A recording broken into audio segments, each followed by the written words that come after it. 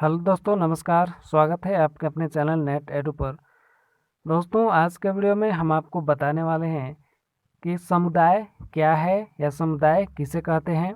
ठीक है, सबसे पहले मैं आपको टॉपिक बताता हूं कि किस किस टॉपिक पर आज के वीडियो में मैं आपको बताऊंगा।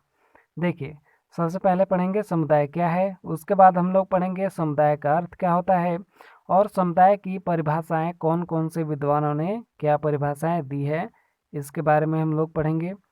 उसके बाद हम लोग समुदाय के आधार या तत्व के बारे में पढ़ेंगे कि मतलब किस आधार पर समुदाय कहा जा सकता है या किस तत्व के आधार पर समुदाय कहा जा सकता है। उसके बाद हम लोग पढ़ेंगे समुदाय की प्रमुख विशेषताओं के बारे में। उसके बाद हम लोग पढ़ेंगे ग्रामीण और नगरीय समुदाय के बारे में, यानी ग्रामीण और नगरीय समुदाय क्या होती है और इन दोनों के बीच में क्या अंतर होता है। इसके बाद हम लोग अंत में पढ़ेंगे समुदाय एवं समाज में क्या अंतर होता है। क्योंकि समुदाय और समाज जो है थोड़े बहुत एक जैसे लगते हैं, लेकिन इनमें अंतर होता है। तो इन दोनों के बीच में यानी समुदाय और समाज के बीच में क्या अंतर होता है, इसके बारे में भी हम लोग इस वीडियो में पढ़ेंगे। तो वीडियो में लास्ट तक बने रहिएगा और अच्छे से समझने की कोशिश कीजिएगा। चलिए शुरू करते हैं। सबसे पहले जानेंगे हम लोग कि समुदाय क्या है। देखिए, समुदाय होता क्या है, देखिए समझने की कोशिश कीजिएगा। जब एक निश्चित जगह पर कुछ लोग एक साथ समूह में रहते हैं तो उसको समुदाय कहा जाता है। ठीक है, जैसे देखिए व्यक्ति जो होता है वो समुदाय में रहकर ही अपना सामान्य जीवन व्यतीत करता है। उदाहरण के लिए हम जिस गांव या नगर में रहते हैं वह समुदाय ही है। जैसे कि मतलब जहाँ पर भी हम रहते हैं तो आसपास और लोग रहते हैं, मतलब कि एक समूह के जैसे रहते हैं। ठीक है, एक ग्रुप के जैसे रहते हैं, तो उसी को समुदाय कहा जा सकता है। और समुदाय के भी कुछ जो है शर्तें हैं कि ये शर्तें पूरे होंगी तो उसे समुदाय कहा जाएगा। तो उसके बारे में हम लोग इसी वीडियो में आगे बात करेंगे। सामान्य शब्दों में कहें तो व्यक्तियों के किसी भी संगठन को समुदाय कह दिया जाता है एक, परंतु यह ठीक नहीं है। समाजशास्त्र में समुदाय शब्द का प्रयोग विशिष्ट अर्थ में किया जाता है। केवल व्यक्तियों का समूह ही समुदाय नहीं होता है। यह व्यक्तियों का एक ऐसा समूह है जो कि एक निश्चित भूभाग पर निवास करते हैं। मतलब कि किसी एक निश्चित जगह पर एक निश्चित लोग, ठीक है, निवास करते हैं तो उसको समुदाय कहा जा सकता है। समुदाय में न केवल सदस्यों का सामान्य जीवन व्यतीत होता है, अपितु उनमें सामुदायिक भावना भी पाई जाती है। यह भावना समुदाय को समिति से भिन्न करती है। समिति मतलब समाज से भिन्न करती है। जैसे कि समुदाय में जो लोग रहते हैं उनमें कुछ भावनाएं भी पाई जाती हैं, जैसे कि हो गई हम की भावना। ठीक है, मतलब कि एक दूसरे पर निर्भर रहना या एक दूसरे की सहायता करना, तो ये सभी समुदाय में होता रहता है। अब चलिए जानते हैं समुदाय का क्या अर्थ होता है और इसकी परिभाषा क्या क्या दी गई है। देखिए, समुदाय शब्द जो है वो अंग्रेजी भाषा के कम्युनिटी शब्द का हिंदी रूपांतर है। मतलब कि कम्युनिटी का ही ट्रांसलेशन है समुदाय। जो कम्युनिटी शब्द है वो लैटिन भाषा के कॉम और म्यूनिस शब्द से मिलकर के बना है। दो शब्दों से मिलकर बना है, कॉम और म्यूनिस। लैटिन में कॉम शब्द का मतलब होता है टुगेदर। ठीक है, टुगेदर यानी एक साथ। और म्यूनिस का अर्थ होता है सेवा करना, टू सर्व। तो समुदाय का शाब्दिक अर्थ होगा कि एक साथ सेवा करना। क्या हो जाएगा समुदाय का मतलब, समुदाय का अर्थ क्या होगा, एक साथ सेवा करना। समुदाय व्यक्तियों का वह समूह है जिसमें उनका सामान्य जीवन व्यतीत होता है। इसी आधार पर समुदाय समिति से भिन्न है। समुदाय के निर्माण के लिए व्यक्तियों के समूह में दो बातों का होना जरूरी है। केवल ऐसे जो है ग्रुप बना लेने से या एक निश्चित जगह पर कुछ लोग रहने से उसे समुदाय नहीं कहा जा सकता। समुदाय के भी क्या शर्तें हैं, तो समुदाय की शर्तें क्या हैं कि एक निश्चित भूभाग होना चाहिए और इसमें रहने वाले लोगों में सामुदायिक भावना होनी चाहिए। ठीक है, एक दूसरे की हेल्प करना। सामुदायिक भावना के बारे में इस वीडियो में हम लोग आगे बात करेंगे कि क्या क्या भावनाएं होती है, बेसिक से जानते हैं हम लोग। तो देखिए, सबसे पहले परिभाषा जान लेते हैं।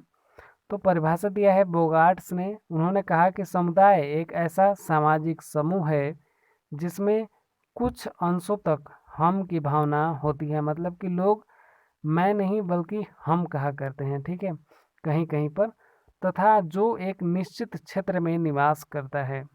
जैसे मान लीजिए कुछ लोग हैं, आप मतलब कि आपस में निर्भर हैं, ठीक है, वैसा समूह होता है लोगों का समुदाय। समुदाय एक लोगों का वैसा समूह होता है जहाँ पर लोग एक दूसरे पर निर्भर रहते हैं, एक दूसरे पर विश्वास करते हैं और हम की भावना रखते हैं, ठीक है। अगले हैं विद्वान डेविस। उन्होंने कहा कि समुदाय सबसे छोटा वह क्षेत्रीय समूह है जिसके अंतर्गत सामाजिक जीवन के समस्त पहलू आ सकते हैं। अगले विद्वान हैं मैकाइवर एवं पेज। इन्होंने कहा कि जहाँ कहीं एक छोटे या बड़े समूह के सदस्य एक साथ रहते हुए उद्देश्य विशेष में भाग न लेकर सामान्य जीवन की मौलिक दशाओं में भाग लेते हैं, वह समूह को हम समुदाय कहा जाता है। इन्होंने क्या कहा कि जो है, जहाँ कहीं भी छोटे या बड़े जो समूह होते हैं और उसके सदस्य जो होते हैं एक साथ रहते हुए जो है अपना सामान्य जीवन, अपना सामान्य भौगोलिक दशाओं में जो जीवन जीते हैं, उसी को समूह कहा जाता है।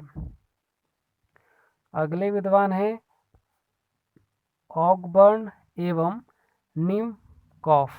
इन्होंने कहा कि किसी सीमित क्षेत्र के अंदर रहने वाले सामाजिक जीवन के संपूर्ण संगठन को समुदाय कहा जाता है। इन्होंने क्या कहा कि एक निश्चित क्षेत्र में रहने वाले जो सामाजिक जीवन के संपूर्ण संगठन, मतलब कि लोग जो है अपना सामान्य जीवन जीते हैं, उसी को समुदाय कहा जाता है। अगले हैं ग्रीन। इन्होंने कहा कि समुदाय संकीर्ण प्रादेशिक घेरे में रहने वाले उन व्यक्तियों का समूह है जो जीवन के सामान्य ढंग को अपनाते हैं, एक मतलब कि नॉर्मल जीवन जीते हैं, एक सामान्य जीवन जीते हैं। एक समुदाय एक स्थानीय क्षेत्रीय समूह है। एक समुदाय क्या है? एक स्थानीय क्षेत्रीय समूह है जिसको समुदाय कहा जा सकता है, ये ग्रीन का कहना है। इसी की भांति मेंजर ने कहा है कि वह समाज जो एक निश्चित भूभाग में रहता है उसको समुदाय कहा जाता है। अब चलिए हम लोग, ये तो परिभाषा जान लिए, अब चलिए हम लोग आगे जानते हैं समुदाय के आधार या तत्व के बारे में कि किस आधार पर समुदाय कहा जा सकता है। इन मैकाइवर एवं पेज ने समुदाय के निम्नलिखित दो आवश्यक तत्व बताए हैं। क्या बताए हैं? एक तो बताया है इन्होंने स्थानीय क्षेत्र, और दूसरा इन्होंने बताया है सामुदायिक भावना। तो स्थानीय क्षेत्र क्या होगा कि समुदाय के लिए एक अत्यंत आवश्यक तत्व निवास स्थान या स्थानीय क्षेत्र का होना। इसकी अनुपस्थिति में समुदाय जन्म नहीं ले सकता। क्षेत्र में निश्चितता होने के कारण ही वहाँ रहने वाले सदस्यों के मध्य घनिष्ठता, सहनशीलता तथा सामंजस्यता की भावना जागृत होती है। अगला है सामुदायिक भावना। अब सामुदायिक भावना की अनुपस्थिति में समुदाय की कल्पना ही नहीं की जा सकती, क्योंकि सामुदायिक भावना को हम की भावना भी कहा जाता है। इस भावना का जन्म होने का कारण एक निश्चित क्षेत्र, सदस्यों के कार्य करने का सामान्य ढंग तथा प्रत्येक सदस्य का एक दूसरे के दुख व सुख से परिचित हो जाना है। मतलब कि लोग एक दूसरे पर विश्वास करते हों, लोग एक दूसरे पर निर्भर रहते हों और एक दूसरे की सहायता करते हों, ठीक है, ये है सामुदायिक भावना। वे अनुभव करते हैं कि हम एक हैं। वस्तुतः यह एक ऐसी भावना है जो समुदाय से दूर चले जाने के बाद भी बनी रहती है। और किंगस्ले डेविस ने भी समुदाय के जो है दो आधारभूत तत्वों का विवेचन किया है, यानी इन्होंने भी दो आधारभूत तत्व बताए हैं। कौन कौन से बताए हैं इन्होंने? तो एक है प्रादेशिक निकटता और दूसरा है सामाजिक पूर्णता। तो प्रादेशिक निकटता क्या है? देखिए, सदैव कुछ स्थानों पर आवासों के समूह पाए जाते हैं। किसी दूसरे समूह के व्यक्तियों की तुलना में व्यक्ति अपने समूह में ही अंतःक्रिया करना सरल समझते हैं। निकटता संपर्क को सुगम बनाती है। यह सुरक्षा की भावना भी प्रदान करती है तथा समूह के संगठन को सुविधाजनक बनाती है। बिना प्रादेशिक निकटता के किसी भी समुदाय की कल्पना नहीं की जा सकती।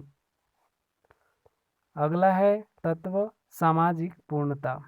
देखिए, डेविस के अनुसार समुदाय सबसे छोटा प्रादेशिक समूह होता है। यह सामाजिक जीवन के समस्त पहलुओं का आलिंगन करता है, यानी सामाजिक जीवन में जितने भी पहलुएं होती हैं उन सभी को सामाजिक पूर्णता कहा जाता है। यह उन समस्त विस्तृत संस्थाओं, समस्त दलों तथा रुचियों को सम्मिलित करता है जो समाज का निर्माण करती है। व्यक्ति अपना अधिकांश सामाजिक जीवन समुदाय में ही व्यतीत करता है। आगे जानते हैं हम लोग सामुदायिक भावना के आवश्यक तत्व क्या क्या होते हैं। देखिए, सामुदायिक भावना में क्या क्या तत्व पाए जाते हैं। देखिए, सबसे पहला है हम की भावना। यह सामुदायिक भावना का जो है प्रमुख अंग है और इस भावना के अंतर्गत सदस्यों में मैं की भावना नहीं रहती है। लोग मानते हैं कि यह हमारा समुदाय है और हमारी जो है हमारी भलाई इसी में है कि यह हमारा दुख है। मतलब कि एक दूसरे, मतलब कि ऐसा मैं और तुम ऐसे करते नहीं है। वहाँ पर समुदाय में लोग हम की भावना रखते हैं, मतलब कि वो अपने, मतलब सभी को एक साथ मानते हैं, सब लोगों को एक साथ मानते हैं और वो हम कहते हैं। ठीक है, वो हम की भावना रखते हैं, इसका मतलब यही है। जितने भी जो वस्तुएं वगैरह हैं या जो सभी है उन सभी को मतलब कि लोग अपना मानते हैं। ठीक है, अच्छी तरह से ख्याल रखते हैं, तो इसी को हम की भावना कहा जाता है। अगला है दायित्व की भावना। सदस्य समुदाय के कार्यों को करना अपना दायित्व समझते हैं। वे अनुभव करते हैं कि समुदाय के लिए कार्यों को करना, उनमें हिस्सा लेना, दूसरे सदस्यों की सहायता करना आदि उनका कर्तव्य एवं दायित्व है। इस प्रकार सदस्य समुदाय के कार्यों में योगदान की भावना रखते हैं। लोग वहाँ पर जो है कोई भी सामाजिक कार्य हो या कोई भी सामुदायिक कार्य हो उसमें अपना योगदान देते हैं, अपना योगदान की भावना रखते हैं और कोई भी कार्य हो वो अपना कर्तव्य समझ करके करते हैं। अगला है निर्भरता की भावना। समुदाय के प्रत्येक सदस्य दूसरे सदस्य के अस्तित्व को स्वीकार करता है। वह स्वीकार करता है कि वह दूसरे सदस्यों पर निर्भर है। सदस्य का स्वयं का अस्तित्व समुदाय में पूर्णतः मिल जाता है। वह बिना समुदाय के अपना अस्तित्व नहीं समझता है। अन्य शब्दों में अगर कहें तो जो है सदस्य समुदाय पर ही निर्भर करता है। अब चलिए जानते हैं हम लोग कि समुदाय की क्या क्या विशेषताएं होती हैं। तो समुदाय की विशेषताओं में सबसे पहली विशेषता होती है व्यक्तियों का समूह। समुदाय क्या है? एक व्यक्तियों का समूह होता है। तो समुदाय क्या होता है? निश्चित भौगोलिक क्षेत्र में निवास करने वाले व्यक्तियों का मूर्त समूह है। समुदाय का निर्माण एक व्यक्ति से नहीं हो सकता, अपितु समुदाय के लिए व्यक्तियों का समूह होना आवश्यक है। इसलिए यह एक विशेषता है कि व्यक्तियों का समूह जरूरी। अगला है सामान्य जीवन। प्रत्येक समुदाय में रहने वाले सदस्यों का रहन सहन, भोजन का ढंग व धर्म सभी काफ़ी सीमा तक सामान्य होते हैं। समुदाय का कोई विशिष्ट लक्ष्य नहीं होता है। समुदाय के लोग जो होते हैं वो एक सामान्य जीवन जीते हैं और समुदाय के सदस्य अपना सामान्य जीवन समुदाय में ही व्यतीत करते हैं। अगली विशेषता है सामान्य निगम। देखिए, जिन्सबर्ग ने इसे समुदाय की प्रमुख विशेषता माना है। समुदाय के समस्त सदस्यों के व्यवहार सामान्य नियमों द्वारा नियंत्रित होते हैं। जब सभी व्यक्ति सामान्य नियमों के अंतर्गत कार्य करते हैं तब उनमें समानता की भावना का विकास होता है। यह भावना समुदाय में पारस्परिक सहयोग की वृद्धि करती है। इसके बाद अगली विशेषता है विशिष्ट नाम। देखिए, प्रत्येक समुदाय का कोई ना कोई नाम अवश्य होता है और इसी नाम के कारण ही सामुदायिक एकता का जन्म होता है और समुदाय का नाम ही व्यक्तियों में अपनेपन की भावना को प्रोत्साहित करता है। अगली विशेषता है अस्थायित्व। तो समुदाय एक चिरस्थायी होता है। समुदाय क्या होता है? चिरस्थायी होता है। इसकी अवधि व्यक्ति के जीवन से लंबी होती है। व्यक्ति समुदाय में जन्म लेते हैं, आते हैं तथा चले जाते हैं, परंतु इसके बावजूद समुदाय का अस्तित्व बना रहता है। इसी कारण यह अस्थायी संस्था होती है, मतलब कि एक अस्थायी समूह होती है। अगला है स्वतः जन्म। समुदाय को विचारपूर्वक किसी विशिष्ट उद्देश्य की पूर्ति हेतु निर्मित नहीं किया जाता है। इसका स्वतः विकास होता है और जब कुछ लोग एक स्थान पर रहने लगते हैं तो अपनेपन की भावना का जन्म होता है और इसी अपनेपन की भावना में समुदाय का विकास होता है। अगला विशेषता है निश्चित भौगोलिक क्षेत्र। समुदाय का एक निश्चित भौगोलिक क्षेत्र होता है।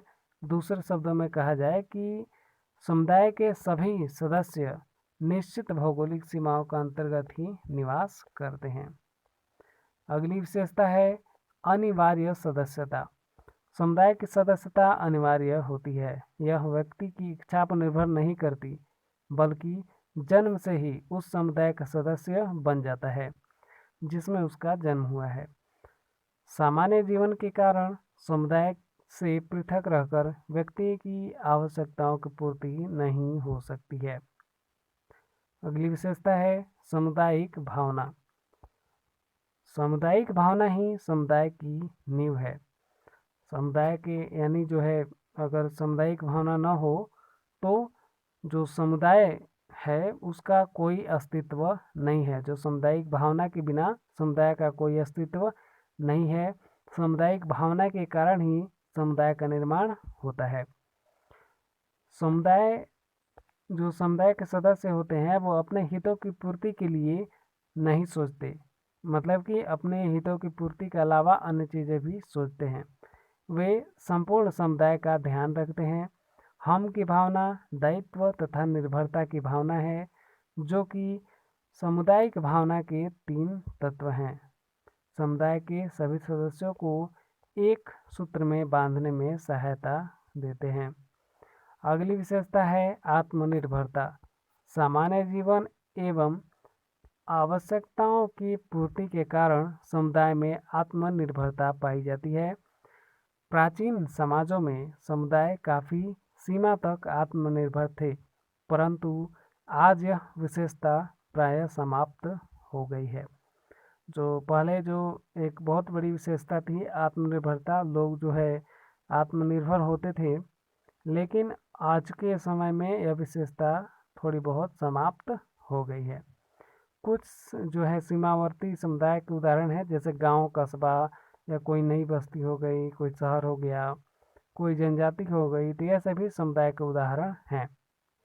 अगला प्रश्न आता है कि क्या जाति एक समुदाय है? क्या एक ही जाति के लोग अगर एक जगह पर रहते हैं तो वो एक समुदाय है? तो चलिए जानते हैं इसके बारे में। देखिए, जाति व्यवस्था जो है भारतीय समाज में सामाजिक अस्थिरीकरण का एक प्रमुख स्वरूप है। जाति एक अंतर्विवाही समूह है। इसकी सदस्यता जन्म द्वारा निर्धारित होती है। विभिन्न जातियों की स्थिति एक समान नहीं होती। इनमें ऊंच नीच का एक स्वीकृत क्रम होता है। इसमें एक जाति द्वारा दूसरी जातियों से संपर्क की भावना को जो है, संपर्क की स्थापना को स्पर्श, सहयोग, भोजन, निवास आदि के प्रतिबंधों द्वारा बहुत सीमित कर दिया जाता है। मतलब कि एक जाति के लोग जो है वो दूसरे जाति से बहुत कम बातचीत करते हैं, जो है स्पर्श कम करते हैं, वहाँ पर निवास कम करते हैं, ठीक है। इन सभी के द्वारा जो है उस किसी भी एक जाति को सीमित कर दिया गया है। ठीक है, जैसे कि मतलब कि कोई जाति है, वो दूसरे जाति से ज़्यादा बात नहीं कर सकता, वहाँ पर जाकर निवास नहीं कर सकता, ठीक है, या एक दूसरे की सहायता नहीं कर सकता, एक दूसरे पर निर्भर नहीं होता। तो इस तरह से क्या हुआ कि एक मतलब कि जाति को सीमित कर दिया जाता है। ठीक है, एक जाति जो है क्या होती है, सीमित हो जाती है कुछ प्रतिबंधों के द्वारा। परंतु जाति में समुदाय की अनेक विशेषताएं भी पाई जाती हैं, जैसे अनिवार्य सदस्यता आदि होने के बावजूद इसे समुदाय नहीं कहा जा सकता। जो है बहुत सारी विशेषताएं होती हैं एक किसी जाति में, लेकिन फिर भी इसे समुदाय नहीं कहा जा सकता है। जाति का कोई निश्चित भौगोलिक क्षेत्र नहीं होता, अर्थात एक ही जाति के सदस्य एक स्थान पर नहीं रहते, अपितु अनेक क्षेत्रों व प्रदेशों में रहते हैं। उनमें सामुदायिक भावना का भी अभाव पाया जाता है।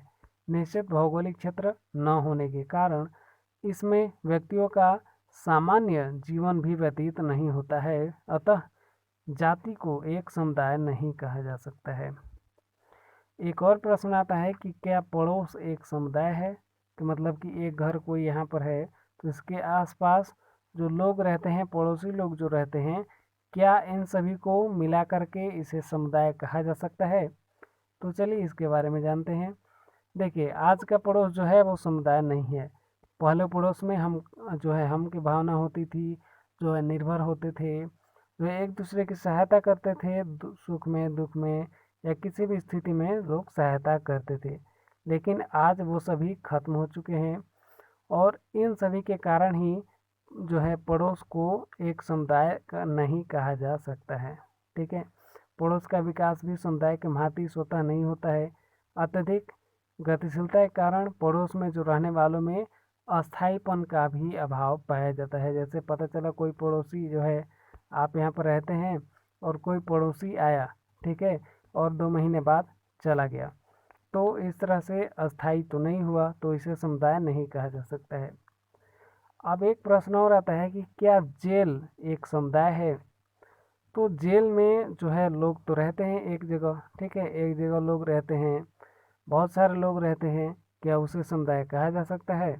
तो देखिए, जेल जो है यानी बंदी गृह जिसको कहा जाता है, तो जेल को भी समुदाय की अपेक्षा सीमावर्ती समुदाय का उदाहरण माना जाता है। जेल में समुदाय के अनेक लक्षण भी पाए जाते हैं। यह व्यक्तियों का समूह होता है, इनका एक निश्चित भौगोलिक क्षेत्र होता है, इसके सदस्यों में कुछ सीमा तक हम की भावना पाई जाती है, इसमें रहने वाले कुछ सर्वमान्य नियम होते हैं तथा इनका एक विशिष्ट नाम होता है। मैकाइवर एवं पेज ने जेल को समुदाय कहा है क्योंकि यह जो है प्रादेशिक आधार पर बने हुए होते हैं, कि मतलब कि जैसे एक राज्य में कोई एक जेल है, ठीक है, एक जेल है, तो ये क्या है, एक निश्चित एरिया है और यहाँ पर लोग जो है अपने एक समूह में रहा करते हैं।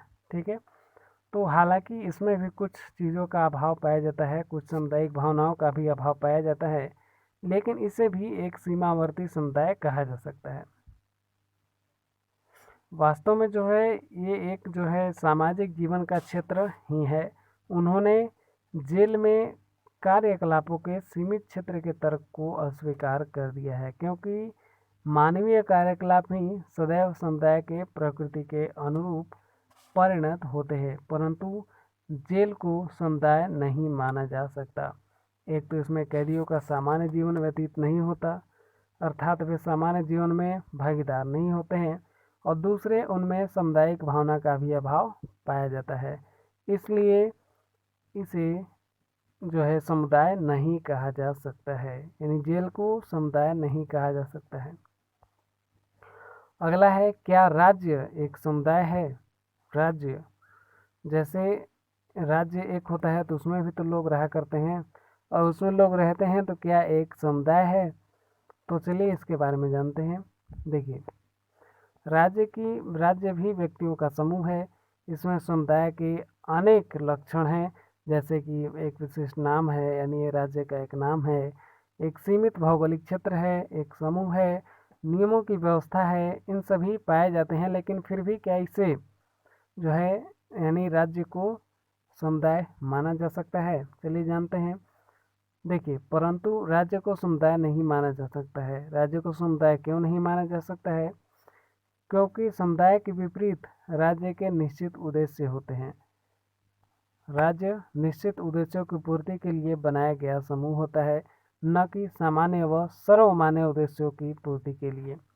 साथ ही इसका विकास स्वतः नहीं होता, बल्कि यह व्यक्तियों के चेतन प्रयासों का परिणाम है। जैसे जाति, पड़ोस, जेल तथा राज्य की तरह राजनीतिक दल, धार्मिक संघ, क्लब, परिवार इत्यादि भी सीमावर्ती समुदाय के उदाहरण हैं। इनमें भी कुछ विशेषताएं समुदाय की पाई जाती हैं, लेकिन कुछ विशेषताएं यहाँ पर नहीं पाई जाती हैं, इसलिए इसे समुदाय नहीं कहा जा सकता है, सिर्फ सीमावर्ती समुदाय कहा जा सकता है। अगला है ग्रामीण एवं नगरीय समुदाय क्या होते हैं। देखिए, समुदाय को दो प्रमुख श्रेणियों में विभाजित किया गया है। पहला है ग्रामीण समुदाय और दूसरा है नगरीय समुदाय। प्रारंभ में व्यक्तियों को खेती करने का ज्ञान नहीं था। वह खाने पीने की वस्तुएं जुटाने के लिए इधर उधर भटकता फिरता था, किंतु सने सने उसने खेती करना सीखा। जहाँ पर उपजाऊ जमीन थी वहीं पर कुछ लोग अस्थायी रूप से बस गए, खेती करने लगे। इस प्रकार कुछ परिवारों के लोगों के एक ही भूखंड पर निवास करने, सुख दुख में एक दूसरे का हाथ बटाने और मिलकर प्रकृति से संघर्ष करने से उनमें एक सामुदायिक भावना का विकास हुआ और इसी से ग्रामीण समुदाय की उत्पत्ति हुई। ग्रामीण समुदाय की परिभाषा देना एक कठिन कार्य है, क्योंकि गांव की कोई एक सर्वमान्य परिभाषा नहीं है। गांव अथवा ग्रामीण समुदाय का अर्थ परिवारों का वह समूह कहा जा सकता है जो एक निश्चित क्षेत्र में स्थापित होता है तथा जिसका एक विशिष्ट नाम होता है। गांव की एक निश्चित सीमा होती है तथा गांववासी एक इसी सीमा के प्रति सचेत होते हैं। उन्हें यह पूरी तरह से पता होता है कि उनके गांव की सीमा ही उसे दूसरे गांव से पृथक करती है। इस सीमा में उस गांव के व्यक्ति निवास करते हैं और कृषि या इससे संबंधित व्यवसाय करते हैं। सिम्स ने कहा है कि गांव वह नाम है, सिम्स ने क्या कहा है कि गांव वह नाम है जो कि प्राचीन कृषकों की स्थापना को साधारणतः दर्शाता है। अब चलिए हम लोग आगे जानते हैं नगरीय समुदाय क्या होते हैं। देखिए, नगर अथवा नगरीय समुदाय से अभिप्राय एक ऐसी केंद्रीयकृत बस्तियों के समूह से है जिसमें सुव्यवस्थित केंद्रीय व्यापार क्षेत्र, प्रशासनिक इकाई, आवागमन के विकसित साधन तथा अन्य नगरीय सुविधाएं उपलब्ध होती हैं। नगर की परिभाषा देना भी एक कठिन कार्य है। अनेक विद्वानों ने नगर की परिभाषाएं दी हैं, लेकिन वो भी पूर्ण तरह से नहीं, स्पष्ट रूप से नहीं दिए हैं। ठीक है, चलिए अब आगे हम लोग जानते हैं